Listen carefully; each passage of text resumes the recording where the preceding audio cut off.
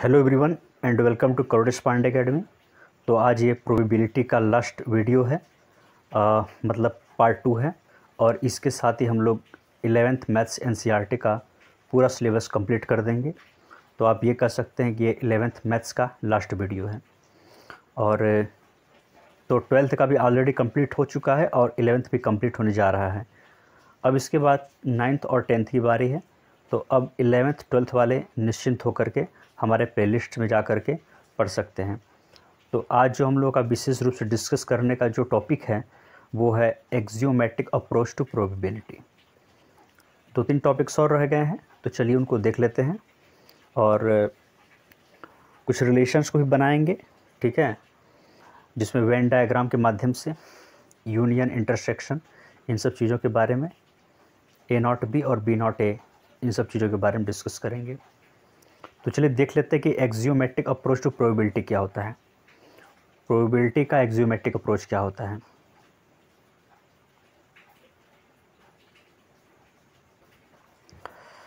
तो अब जैसे कि मान लीजिए हम लोग सैम्पल स्पेस पढ़े थे कि टोटल नंबर ऑफ आउटकम्स को हम लोग सैम्पल स्पेस बोलते हैं। तो यहाँ पर आप देख सकते हैं कि हमने मान लीजिए कोई सैम्पल स्पेस लिया है किसी रैंडम एक्सपेरिमेंट का।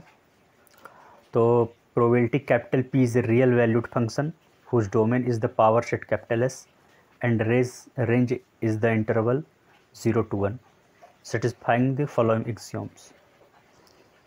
मतलब प्रोबेबिलिटी को एक फंक्शन के रूप में बनाया जा रहा है, रियल वैल्यूड फंक्शन है, डोमेन इस पावर सेट का क्या होगा, कैपिटल S है, और उसका रेंज क्या होगा 0 to 1।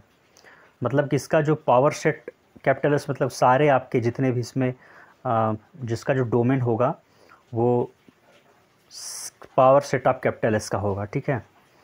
और उसके जो इंटरवल होंगे, मतलब जो रेंज के इंटरवल होंगे 0 to 1 होंगे। मतलब प्रोबेबिलिटी की बात बोल रहा है कि प्रोबेबिलिटी इसका क्या होगा 0 से 1 के बीच में लाई करेगा, ठीक है। मिनिमम 0 हो सकता है और मैक्सिमम 1 हो सकता है, इसकी बात की जा रही है।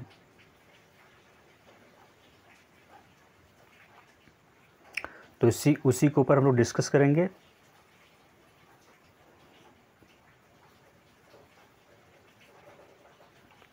हाँ, तो अब ये देख लें कि इसका अप्रोच क्या बोलता है। पहला, for any event capital E probability of E is greater than और is equal to 0।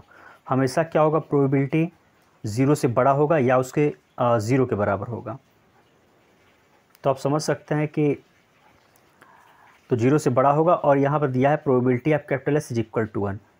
Probability of capital S का मतलब क्या हुआ, जैसे मान लीजिए कि कैपिटल S आपने लिया तो टोटल नंबर ऑफ आउटकम्स हो गए नंबर S, ठीक है। और सैम्पल स्पेस टोटल कितने हैं, वो भी सैम्पल नंबर S हो गए। नंबर ऑफ सैम्पल स्पेस ये क्या हो जाएगा, 1 ही तो आएगा। मतलब total number upon total number of outcomes, ठीक है। तो इस तरीके से total number of events upon total number of outcomes करेंगे तो वो इवेंट्स भी आउटकम्स में आ जाएंगे और टोटल नंबर ऑफ आउटकम्स भी हैं। तो number of sample space upon number of sample space जब हैपन होगा तो 1 ही उसका प्रोबेबिलिटी होगा। यानी ये हो गया कि 0 हो सकता है प्रोबेबिलिटी या 0 से बड़ा हो सकता है किसी इवेंट का, और वो 1 के इक्वल हो सकता है या 1 के बराबर हो सकता है। मतलब 0 से 1 के बीच में लाई करेगा। बता दिया गया यहाँ पर प्रोबेबिलिटी का रेंज क्या होगा, 0 to 1 के बीच में होगा, वही यहाँ कहा जा रहा है। थर्ड क्या हो रहा है, if capital E and capital F are mutually exclusive events then probability of E union F is equal to probability of E plus probability of F, ठीक है। ये म्यूचुअली एक्सक्लूसिव इवेंट्स के लिए। मान लीजिए कुछ इस तरीके से देखा जाए इसको। मान लीजिए आपके पास वेन डायग्राम है, ठीक है। इस वेन डायग्राम में आपके पास 2 सेट दिए हुए हैं, ठीक है। ये A का है और ये B का है। हालांकि इसमें ये जो दिखाया जा रहा है इसमें मान लीजिए कॉमन नहीं दिख रहा है, इसको ऐसे देख लें, ये ऐसे है, A है और ये B है। डिसजॉइंट मतलब क्या हुआ कि जिसमें कोई भी पॉइंट कॉमन ना हो, A और B में कोई पॉइंट नहीं है, इसीलिए हमने क्या किया, probability of A union B चाहे probability of E intersection F, इसको ई चाहे एफ मान लीजिए, is equal to probability of A plus probability of B. ठीक है, तो इस तरीके से हम उसको कर सकते हैं। लेकिन तब जब वो एक्सक्लूसिव इवेंट्स हों, मतलब म्यूचुअली एक्सक्लूसिव हों, तब probability of E union F is equal to probability of E plus probability of F हो जाएगा।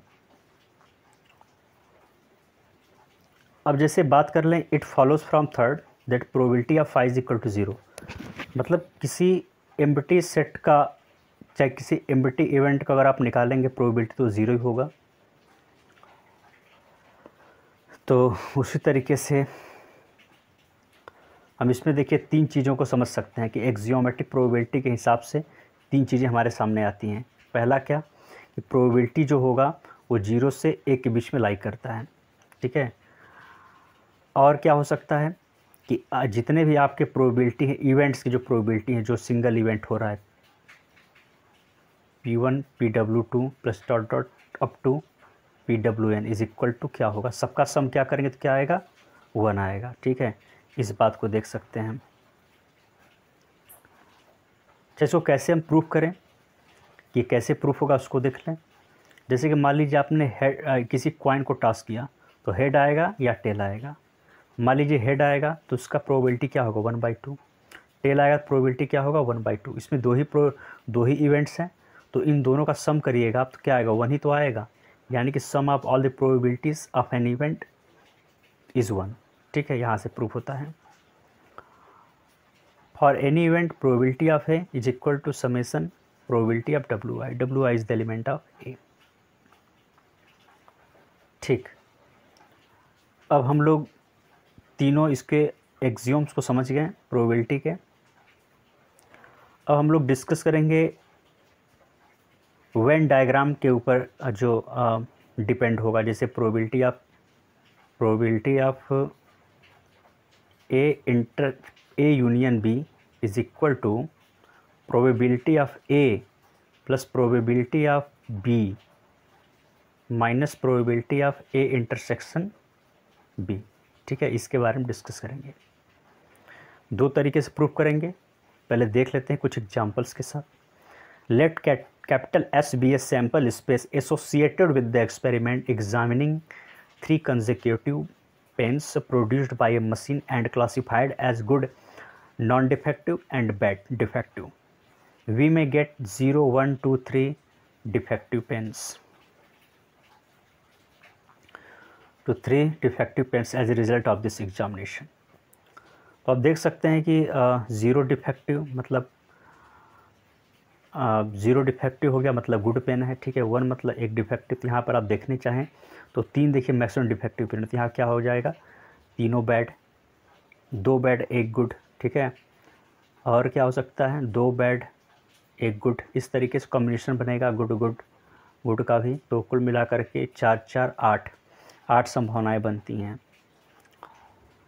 तो अब सैम्पल पॉइंट लेकर चलें तो आप देखेंगे कि टोटल इसमें जो सैम्पल स्पेस कितना है, 8। नंबर ऑफ सैम्पल स्पेस कितना है, 8 है। इसको ऐसे बोलते हैं, number of sample space is equal to 8, ऐसे भी लिखते हैं इसको। तो अब इसमें और क्या देख सकते हैं हम कि जब ये सब क्या है, सैम्पल पॉइंट हैं। ठीक है, और इनके प्रोबेबिलिटी क्या होंगे, जैसे आप देखें प्रोबेबिलिटी ऑफ बी का क्या हो सकता है, 1/8, सबके 1/8 1/8 1/8 1/8 1/8 एंड 1/8। तो इन सबको आप सम करिएगा तो क्या आएगा, 1 ही आएगा। ठीक है, अब यहाँ पर एक चीज़ दिया हुआ है, let event capital A there is exactly 1 defective pen and event capital B there are at least 2 defective pens. तो ए दिया है कि एग्जैक्टली 1 डिफेक्टिव पेन, तो एक डिफेक्टिव मतलब एक बैड को लेके चलेंगे तो 3 संभावनाएं बन रही है। यहाँ पर देख सकते हैं 3 संभावनाएं, bad good good, good bad good और गुड गुड बैड। और यहाँ पर 2 डिफेक्टिव की बात करें, ये 4 संभावनाएं बन रही हैं। तो हम निकाल सकते हैं, इन सब का निकालें, पहले वाले प्रोबेबिलिटी ऑफ ए का तो आ जाएगा 3/8 और प्रोबेबिलिटी ऑफ बी का निकालें तो आ जाएगा 4/8। ठीक है,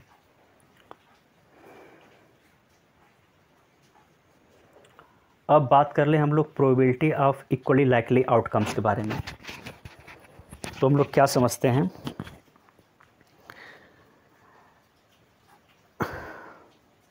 late sample space of an experiment be capital S omega 1 omega 2 till omega N up to omega N तक।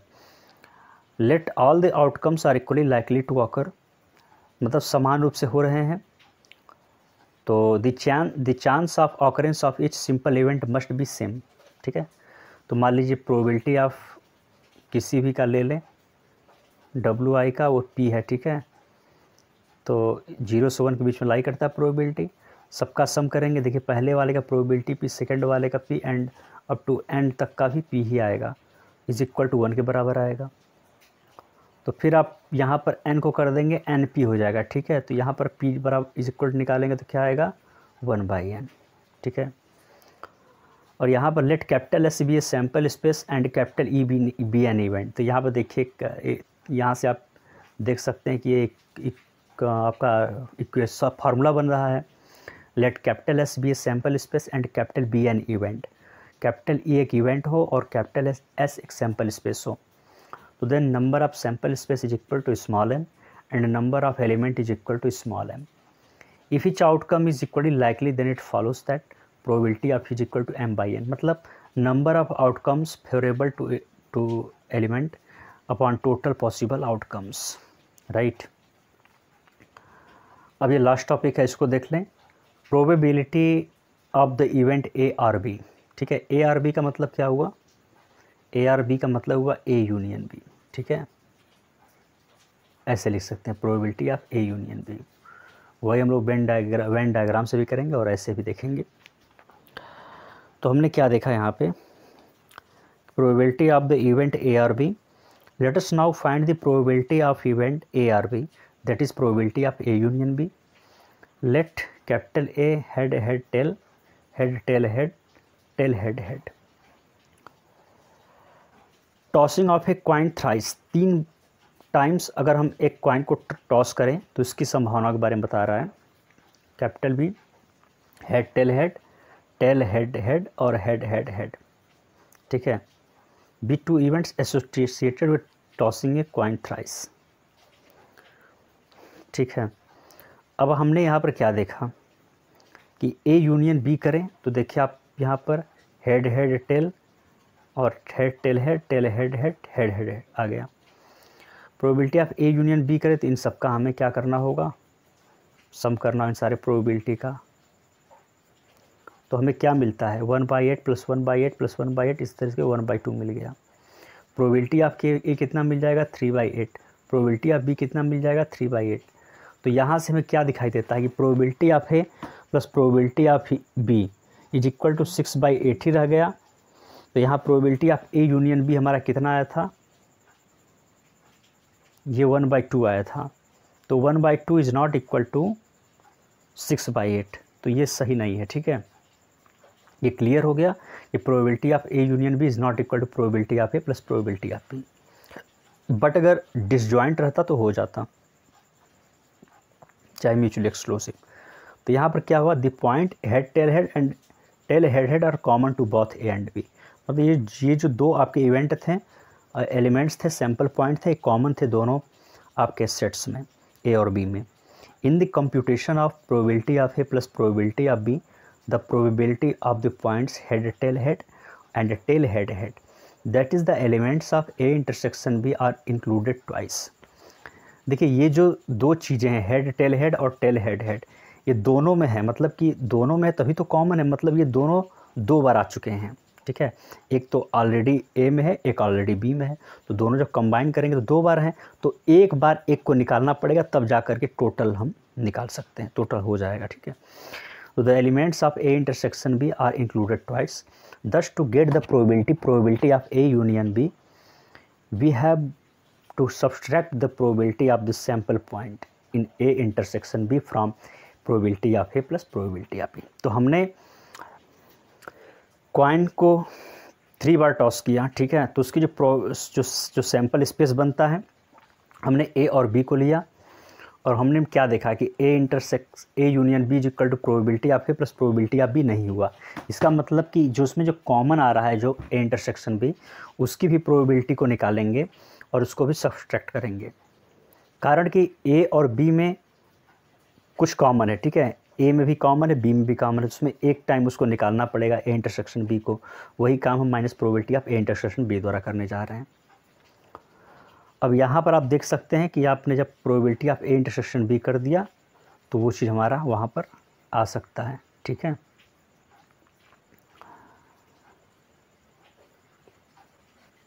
अब बात करें आगे इसको कैसे प्रूफ करना है।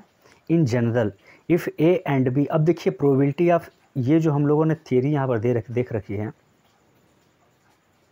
Probability of A union B is equal to probability of A plus probability of B minus probability of A intersection B. तो इसको सॉल्व कैसे करेंगे ये हम लोग देखते हैं आगे, ठीक है।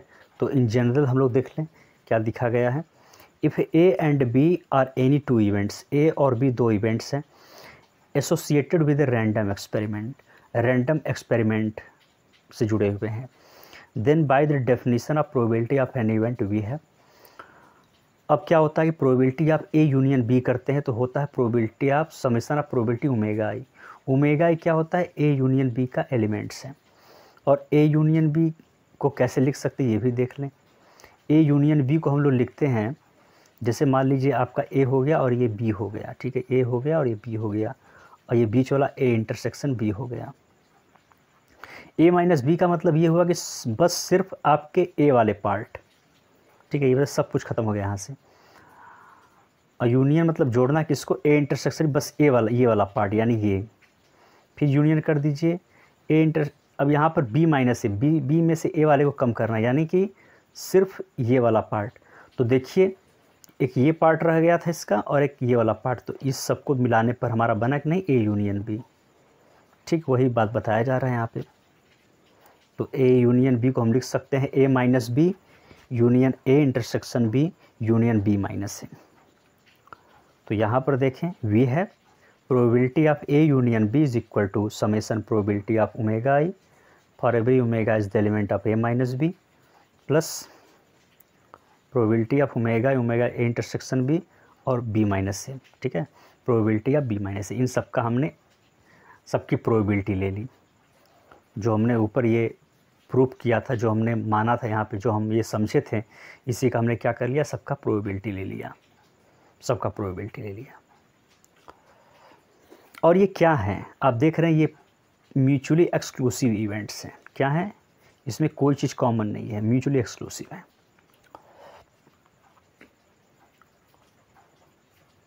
और फिर जब आप इन सबको सॉल्व करेंगे तो आप इसमें क्या पाते हैं,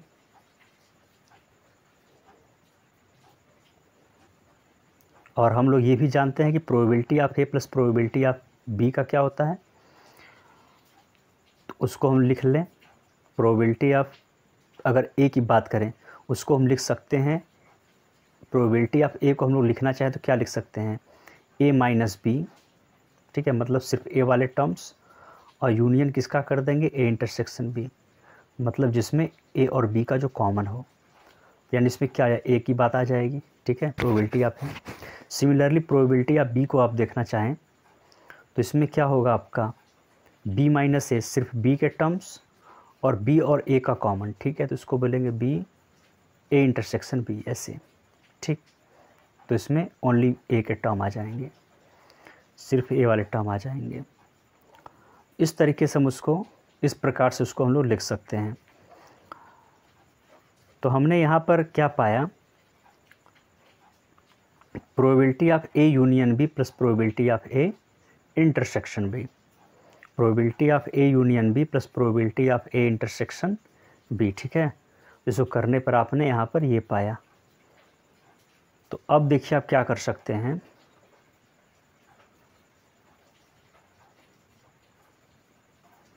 probability of A union B plus probability of A intersection B.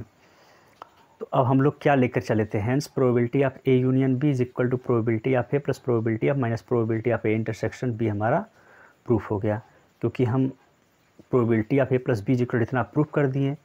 तो ठीक है, तो probability of A union B निकालेंगे तो ये क्या हो जाएगा, probability of A plus probability of B, और ये चीज़ अगर यहाँ जाएगी तो क्या हो जाएगी, माइनस। ठीक है, तो यहाँ से आप क्या देख सकते हैं, ये हमारा प्रूफ हो गया। राइट, एक बार ऊपर देख लें कैसे कैसे हुआ है। ठीक है, जैसे बताया गया था आप लोग देख लें और एक बार प्रैक्टिस करें तो आसानी से आपको ये चीज़ समझ में आ रही होगी। ठीक,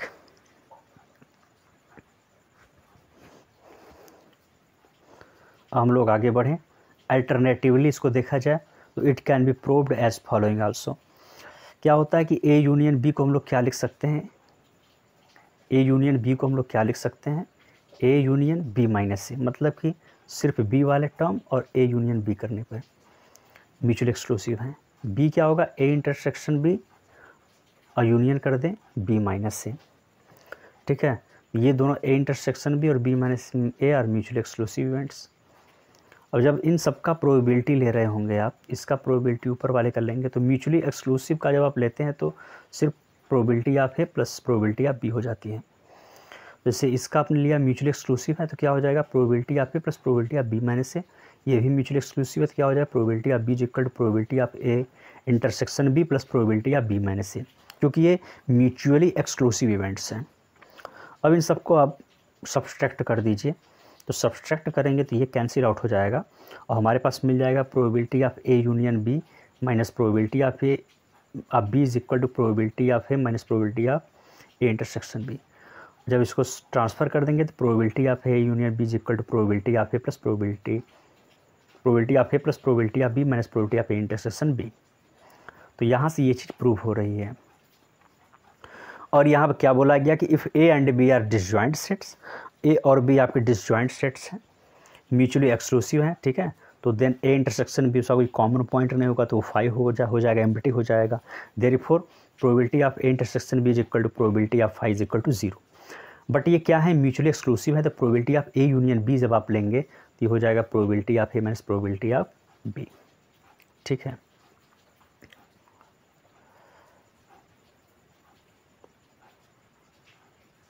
अब हम लोग देख लेते हैं इसके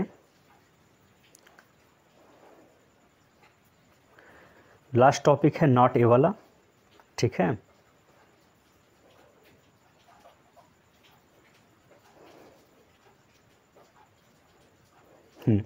probability of event not A, मतलब कि जैसे मान लीजिए हमारे पास सैंपल स्पेस दिया हो 1 से लेकर के 10 तक। ठीक है, क्या बोला गया है यहाँ पर क्या बोला गया एक्सपेरिमेंट में, कंसिडर द इवेंट ए 2 4 6 8। ठीक है, यहाँ पर लिखा हुआ है 2 4 6 8 2 4 6 8 associated with the experiment of drawing a card from A deck of 10 cards. ठीक है, 1 to 10, तो सैम्पल स्पेस क्या होंगे इसके 1 से लेकर के 10 तक, यानी 1 2 3 4 5 6 7 8 9 एंड 10 इसके सैम्पल स्पेस होंगे। If all the outcomes 1 2 3 till 10 are considered to be equally likely. ठीक है, इक्वली लाइकली हैं मतलब सबके प्रोबेबिलिटी सेम है, the probability of each outcome will be 1/10। ठीक है, 1/10 इसके प्रोबेबिलिटी होंगे। तब आप प्रोबेबिलिटी ऑफ ए जब निकालेंगे तो क्या होगा, 2 4 6 18 है, तो 1/10 1/10 1/10 1/10 4 बार होगा तो 4/10 2/5 हो जाएगा। सिमिलरली अगर नॉट ए की बात करें तो नॉट ए को बोलते हैं ए डैश। ठीक है, मतलब जो ए में ना हो। ठीक है, तो ए में ना हो यानी 2 4 6 8 को छोड़ करके बाकी जो सैम्पल स्पेस में हैं यानी 1 3 5 7 9 10, तो इसका प्रोबेबिलिटी ऑफ ए डैश मतलब probability of not A dash निकालेंगे तो क्या होगा, probability of 1 probability of 3 probability of 5 probability of 7 probability of 9 probability of 10। तो टोटल सबके भाई 1/4 ही 1/10 ही हैं, तो 6 बार 1/10 कर देंगे तो 6/10 इज इक्वल टू 3/5 हो जाएगा। तो यहाँ से हमें क्या मिलता है कि probability of A dash is equal to 3/5 है, तो हम इसको अगर 1 - 2/5 कर दें तो यह आ जाएगा 1 - प्रोबेबिलिटी ऑफ ए। यहाँ से प्रूफ हो जाता है कि probability of A dash is equal to 1 - probability of A, या ऐसे भी कर सकते हैं कि probability of A and probability of not A is equal to 1। ठीक, हैपनिंग और एक का नॉट हैपनिंग दोनों का सम 1 होगा। और हम लोगों ने क्या क्या इसके चीज़ों के बारे में पढ़ा। Also we know that A dash and A are mutually exclusive. बात सही है, क्योंकि ए में जो एलिमेंट होंगे ए डैश में नहीं होंगे। जब ए के कोई एलिमेंट ए डैश में कॉमन नहीं है तो आपके म्यूचुअली एक्सक्लूसिव हो जाएंगे और एक्सहॉस्टिव इवेंट्स हो जाएंगे, एक्सहॉस्टिव इवेंट्स हो जाएंगे। तो A intersection A dash is equal to 5 हमेशा वो खाली रहेगा, यानी एम्प्टी सेट होगा, एम्प्टी एलिमेंट होंगे उसमें। और ए यूनियन ए डैश मतलब सैम्पल स्पेस देगा, जो ए में है और ए डैश में ए के नहीं है, मतलब कि उसके अलावा बहुत सभी हैं, यानी कि दोनों मिला करके सैम्पल स्पेस का काम करेंगे। तो A union A dash is equal to S यानी सैम्पल स्पेस। ये दो चीज़ें हमें यहाँ से पता चलती हैं। क्या है ए डैश और नॉट ए, मतलब A and not a dash क्या है, म्यूचुअली एक्सक्लूसिव और डिसजॉइंट हैं, क्योंकि उनका जो कॉमन नहीं मिलेगा और उनको जब हम यूनिवर्सल कर देंगे तो उसका जो यूनियन करेंगे तो क्या आ जाएगा, सैम्पल स्पेस देगा। इसीलिए क्या है, म्यूचुअली एक्सक्लूसिव और एक्सहॉस्टिव इवेंट्स, एक्सहॉस्टिव इवेंट्स हैं। तो probability of A union A dash is equal to probability of S भी लिख सकते हैं, ठीक है। और probability of A plus probability of A dash is equal to 1, या probability of A dash is equal to probability not is equal to 1 minus probability of A. इस तरीके से इसके ये थियरी हुए, इसके एक्सियोम्स होते हैं, ठीक है। Mutually exclusive and exhaustive events ये बन जाता है ए एंड नॉट ए, यानी ए एंड ए डैश। तो आज के लिए इतना ही। उम्मीद है आप लोगों को बढ़िया लगा होगा, शेयर करें। और आज हम लोगों ने 11th को समाप्त कर दिया है, पूरा कर दिया है, और अब 9th और 10th की बारी है। हालांकि पहले हम लोग 10th को स्टार्ट करेंगे, और जल्दी ही फिजिक्स के बारे में भी सोचा जा रहा है। थैंक्स, और इसको दोस्तों के साथ शेयर करें। Thank you.